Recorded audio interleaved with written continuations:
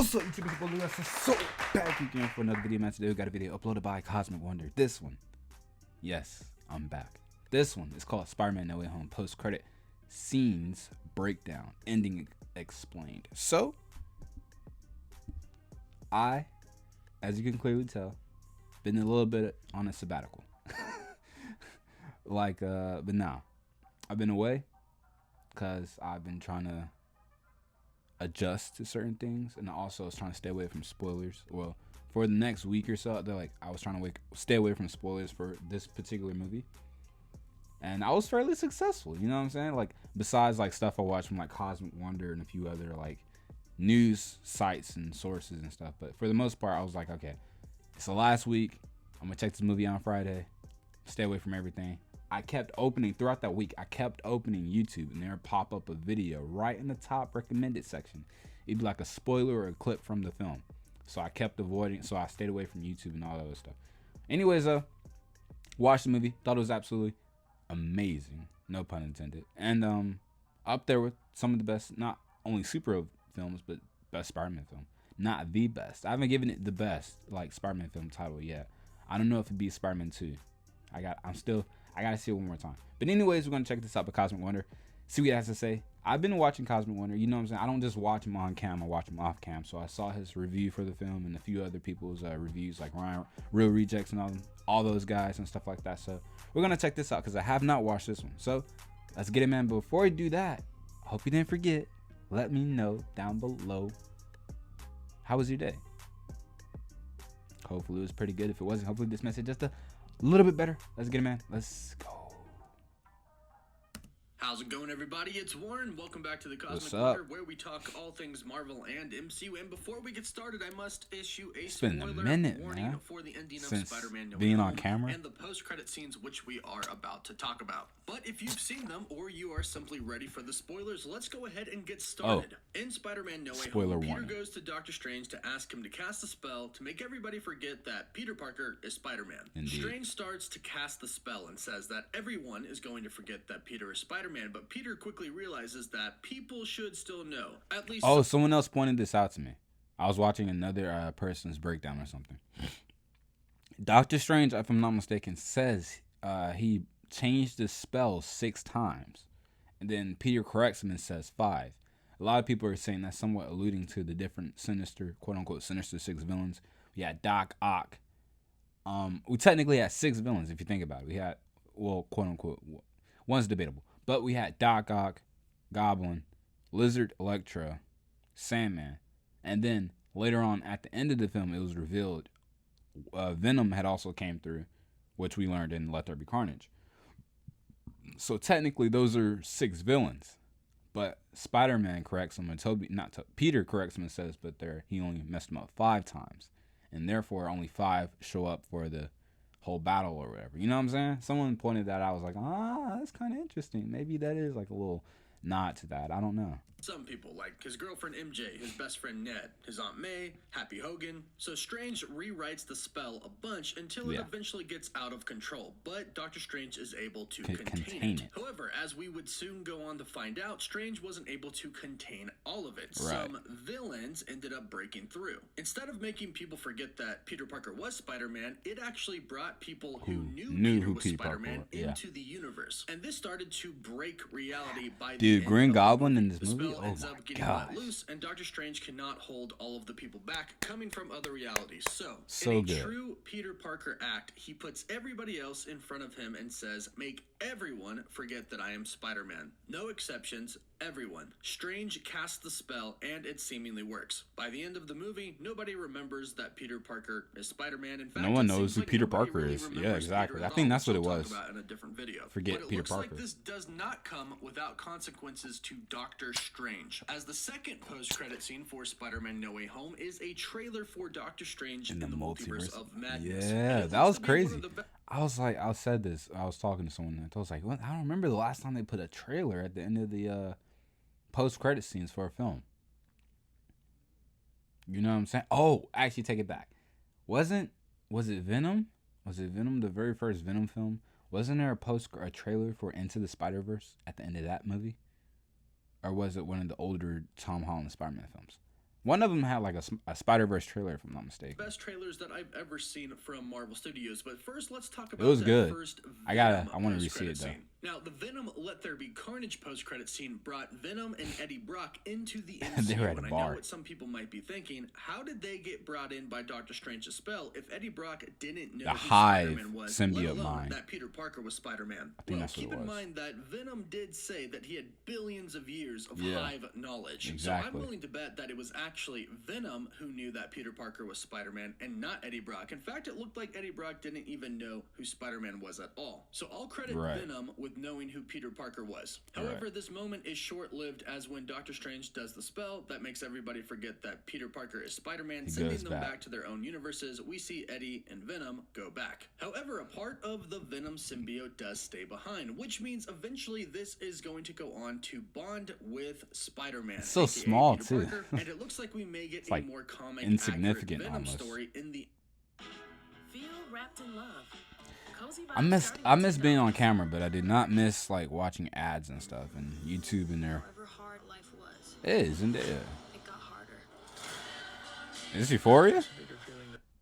MCU at some point in time. And that's pretty much the gist of the first post-credit scene. There is a Venom symbiote inside of the Marvel Cinematic Universe now without Eddie Brock and the actual Venom that we've seen in the Sony universe, setting a path for a different new Venom to appear in the Marvel Cinematic Universe. And the next post-credit scene, like I said, is a trailer for Doctor Strange 2, Doctor Strange in the Multiverse of Madness. Now, the second post-credit scene / trailer starts off with a black screen. We hear ominous music playing in the background, and then we hear Wong. We hear him say, "Don't cast that spell, it's too dangerous." Now, we didn't actually hear Wong say this in the actual movie, but we did hear him say it in one of the trailers for Spider-Man No Way Home. We then hear Doctor Strange say, "We tampered with the stability of space-time." We see some candles blow out at the Camartage, and then we hear Doctor Strange say, "The multiverse is a concept about which we know frighteningly little," which is exactly a line from what the he trailer. told Peter in Spider-Man No Way Home. Okay, this he said implies that that there are severe consequences to what he did in No Way Home that are now coming to fruition in Multiverse of Madness. This is also demonstrated in the very next scene that we get. We see Doctor Strange's old watch. This is the one watch that he kept and did not sell. He had it the entire time, even after he became a sorcerer. It was broken and reflects the fact that he himself was broken. His hands no longer worked. And now we can see his reflection in the watch in this post-credit scene, still shattered, reflecting that he himself is indeed still shattered, and the multiverse is now shattered as well. And unfortunately, as the watch reflects, it is Doctor Strange himself who has shattered the reality that he knows. This is further confirmed as we then hear Mordo say, "Your desecration of reality will not go unpunished." If you recall, in the Doctor Strange film, Mordo was too many sorcerers that the Ancient One was using dark magic. In the film, he says she drew on its got power dreads to now, steal doesn't he? centuries of life, but she told them that it was forbidden while she did that. And then he said, "The bill comes due. It always comes due," which is now happening with Doctor Strange and all of his actions. The bill is coming due, including apparently what he did in Avengers Infinity War and Avengers Endgame. As the next part we hear is Doctor Strange's line from Avengers Infinity War right before he snapped. "It was the only way," referring to him giving up the Time Stone. Now, this implies that there are a lot of things here that are actually responsible for shattering the multiverse, hence Multiverse of Madness. It's not just what happened in Spider-Man No Way Home, but it's also what happened in Doctor Strange, the first movie, also what happened in Avengers Infinity War and Endgame. It's like all his past transgressions are coming before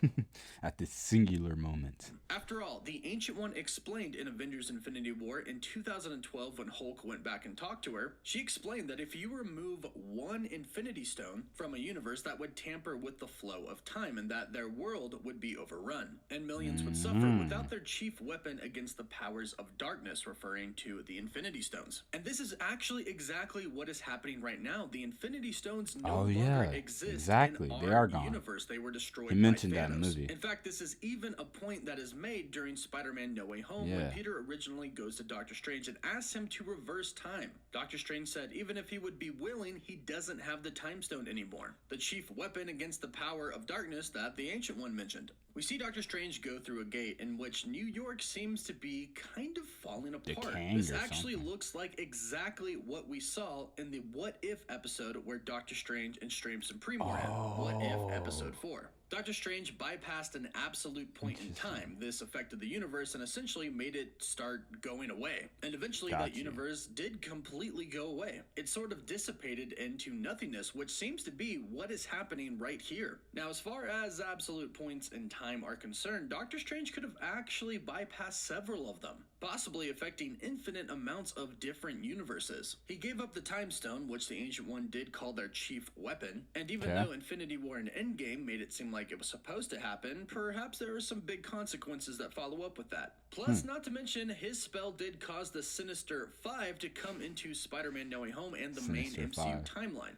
Doc Ock, Green Goblin, Electro, Sandman, and the Lizard all have very different fates now when they go back to their own universes. Right, I was thinking about that. That's supposed to die different or now. Get locked up in a prison. However, they are now cured like and retcon, they are back in their original universes. Their fates have drastically changed. Not to mention the fates of their Spider-Mans have changed as well. For example, when Norman Osborn goes back, he's no longer going to be the Green Goblin. This will cause Harry to no longer turn into Goblin and die. This will have huge implications on Tobey Maguire Spider-Man. And that's just one case. Alfred Molina's going to go back and his Doc Ock is not going to die as well. The repercussions of what happened in Spider-Man No Way Home are going to be huge, and this is why Doctor Strange is going to have to pay for them. He could have broken multiple absolute points in time, causing not only his universe, but possibly infinite amounts of universes to start to collapse. But then a lot happens in this trailer. We see Doctor Strange enter a very dark sanctum, one that is flooded with water. We hear him say the words, "But I never meant for any of this to happen." He is clearly talking to somebody that is accusing him of being responsible for all of this. The fabric of reality essentially melting. Now, he could be talking to Wong, he could be talking to Mordo, or he could be talking to somebody else. There's rumors that the Illuminati could show up in Multiverse of Madness, and it's possible that they kind of govern the multiverse, and they could be super pissed at him. We see a shot of Wanda's hand using some chaos magic. Then we see Dr. Christine Palmer walking down the aisle, and get this, Stephen Strange, Doctor Strange, is not waiting for her. He is actually in the pew. The look on her face as she walks down makes it seem like she might have a little bit regret of what she's about to do, not marrying Stephen Strange. And Strange doesn't look too happy as well, but at the end of the Doctor Strange film, they kind of left their own separate ways as friends. We then see a woman from behind wearing a star on the back of her jacket. This is America Chavez, played by Xochitl Gomez, who I actually met and had the pleasure to talk to for a little bit at the Shang-Chi and the Legend of the Ten Rings premiere. Now, her powers are that she's able to open up star portals to different dimensions. So this is kind of a perfect movie. I don't know much about her character. Here, one where the multiverse is in madness, and it looks like Doctor Strange is going to try and... Yeah, I've never heard of her character before mentioning her in the MCU and stuff.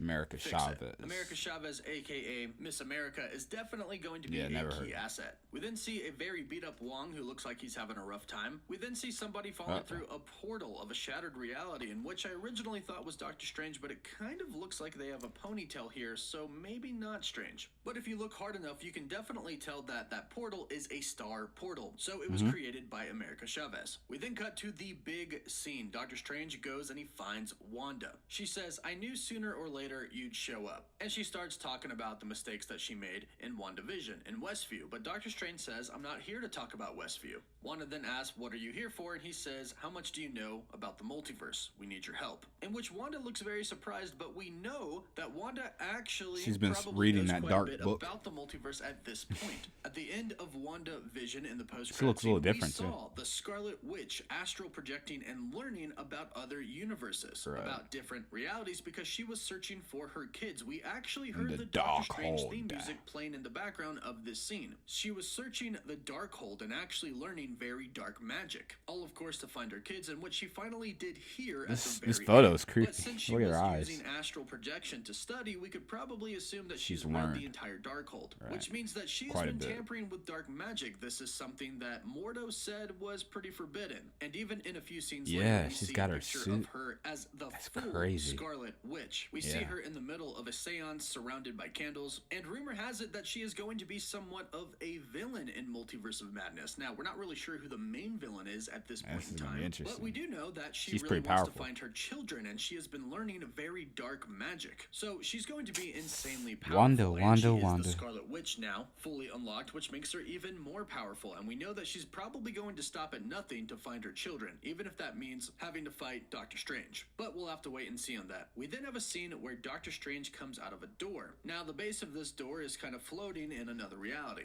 It's hard to tell what place this is, but it could be the home of America Chavez, the Utopian Parallel. The Utopian Parallel is a dimension that exists in parallel to all other dimensions of the multiverse. It is actually out of time and outside of the multiverse as well. See, I know nothing about the door, and behind him we can see America Chavez and we can see Wanda. We then see Mordo and we hear him say, "I'm sorry, Steven." Then darkness and clouds go over the Kamar-Taj. Strange and Wong look insanely worried. We see the shots of the Scarlet Witch that I talked about before, and as we see Mordo and Doctor Strange fighting each other, we hear him say, "I hope you understand." And as he says this, we see Doctor Strange kind of casting some red magic that looks an awful lot like Wanda's chaos magic, and these little orbs kind of look like perhaps different universes, different worlds, all connected to each other. Perhaps Doctor Strange trying to do some damage control to what Wanda has done, or he himself has done. We then see one of the villains of Multiverse of Madness. What we thought was going to be Shuma-Gorath is actually Gargantos. Now, I've spoken about Gargantos before. Not a very well-known villain. In fact, he's only appeared in a couple of comic issues, but is associated with Namor, the Submariner of Atlantis. If the Illuminati is going to appear in Multiverse of Madness, it is possible Namor's part of them? Namor could That'd be pretty cool. As he is part of the Illuminati. This could explain how Gargantos arrives, or they could simply change the entire comic story altogether, and Gargantos could simply be a multi-dimensional villain. It throws a bus at Doctor Strange and America Chavez, but Doctor Strange is able to protect both of them by casting a spell and cutting the bus in half. Then, as we hear Mordo finally finish his sentence, which started off as, "I'm sorry, Steven. I hope you understand. The greatest threat to our universe is you." And as he says this, we see an alternate sanctum, which I'm assuming exists in another universe, or perhaps in between universes. In the background, it looks like this could be some type of void. I'm actually getting a lot of Loki vibes here when they finally run into He Who Remains. But here we meet another Doctor Strange, which could be Strange Supreme. We were introduced to Strange Supreme in What If Episode 4, and also in the finale as well. It is possible that What If could connect to the live action films. However, I'm probably going to say that this is just a different variant of Doctor Strange, which I think we might see a few of these in the movie. This one does seem to be a lot darker and could be a lot more evil. We could probably assume that if Doctor Strange is at the heart of the multiverse breaking, it's not just one Doctor Strange, but multiple ones, and we can assume that there are going to be some evil ones. And the trailer ends with this Strange saying, "Things just got out of hand." And I don't know about you all, but I am super excited for this movie, crazy. Doctor Strange in the Multiverse of Madness. A lot of rumors and theories. Be phenomenal. So can't wait to check it out. Thoughts and theories about this in the comments down below. I can't wait till this comes out. I kind of want to buy it. I haven't bought a movie in such a long time, but I want to buy it. You can follow me like on a CD, Instagram and Twitter. Blu-ray, as or always, something. thank you all so much for watching. Woof woof woof. All right, there we have it from Warren Thompson, aka Cosmic Wonder. Spiderman NWH Home post-credit scenes breakdown. Yeah, I pretty much understood the first one, the Venom one. I pretty much understood that one. The Doctor Strange one, like I said, I want to see that trailer again. They're probably going to release it within the next couple of weeks or so. Trying to give it like a week or two spread from the film of Spiderman NWH Home so everyone can watch it. But yeah, definitely curious as to what's going to go on with that movie, because man, oh man, I'm excited for it. I'm thoroughly excited for that film. Spiderman NWH Home, like I said, absolutely loved it. Good film. Can't wait till it comes out. Kind of want to purchase the DVD. We'll see what happens when it comes out. But y'all let me know down below in the comments. What are your thoughts on these post-credit scenes? Did you enjoy Spiderman NWH Home? Did you not? Where do you rank it amongst Spider-Man films, but also amongst your favorite MCU/superhero films? With that being said, are you also looking forward to Doctor Strange in the Multiverse of Madness? Make sure you like, comment, share, and subscribe. Follow me on Twitch, follow me on YouTube, and also follow me on Instagram at Leroy Says So. Same YouTube channel. They can also send me stuff to. That being said, peace.